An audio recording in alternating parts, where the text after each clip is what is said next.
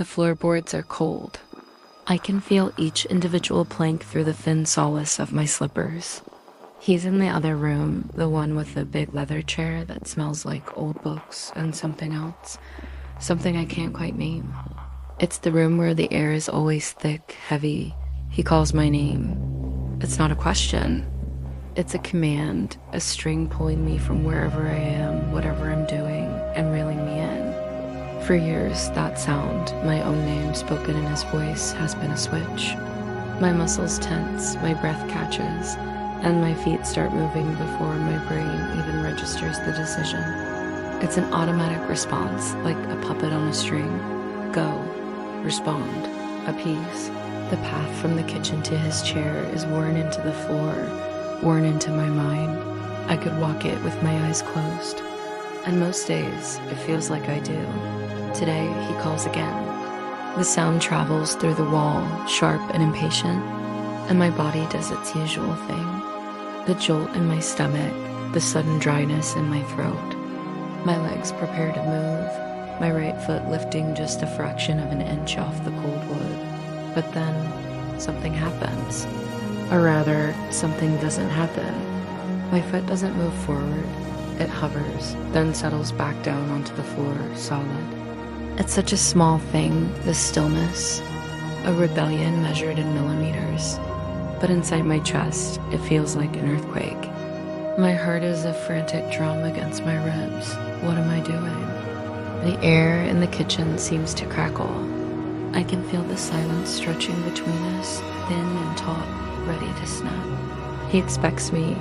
He has always expected me, and I've always come. I'm tracing the rim of a coffee cup with my finger, round and round. The porcelain is smooth, cool. My focus narrows to this tiny circle, this endless loop. Outside this circle, there's his call. Inside, there is my hand, my breath, my heartbeat. A tiny pocket of the world that is just mine. He doesn't know about this stillness. He doesn't know that I've found a place where his voice can immediately reach. He calls my name again. This time it's louder. The impatience is turning into something else. Annoyance. A low rumble of thunder before a storm. The fear is there. Oh yes. It's a cold sweat on my neck, a tremor in my hands that makes the cup rattle faintly against the countertop. The fear tells me to go. Now. Before the thunder gets closer. Run, smooth it over, apologize for the delay. Make it easy, make it safe, but I'm still standing here. My feet feel like they've grown roots, anchoring me to this spot. I am a tree. I am a stone. I am not a puppet. The realization is a whisper, so quiet I almost miss it beneath the roar of my own fear. I have a choice. I have always had a choice. I just couldn't see it before. I was so convinced that the strings were real, that his voice was an unbreakable law of physics. I can feel the molecules of air shifting as he stands up from his chair. I know the sound of it. The groan of the leather, the thud of his feet on the floor. He's coming. The journey from his chair to the kitchen doorway is short. 10 steps, 12. I've never counted. I've always been on the other end of that journey. Arriving before he has to start it. The fear is screaming now. A high-pitched wail in my ears. This is it. This is the moment the string snaps, and the consequence, the fall, is unknown. My body wants to fold, to shrink, to make itself small and unnoticeable. Every instinct is telling me to surrender, to put my foot down on the worn path and walk. But the stillness holds, this tiny, powerful act of not moving. I'm staring at the window over the sink. A bird lands on the fence outside, tilts its head, and then flies away. Just like that. It sees the whole wide sky and just goes. It doesn't ask for permission. It doesn't wait to be called. The simplicity of it is breathtaking. His shadow falls across the kitchen doorway before he appears. It's long and dark, stretching across the floorboards towards me. My breath is gone. I'm not breathing.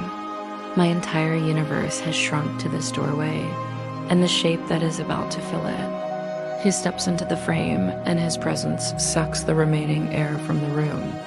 His eyes find me, and I can see the question in them, the confusion turning to anger. He opens his mouth, and I know my name is about to come out for a third time. But this time, I'm not just a listener, I'm a watcher. I am here in my own body, standing on my own 2 feet, rooted. The cold from the floorboards isn't just cold anymore. It's solid, it's ground, my ground, and I'm not moving.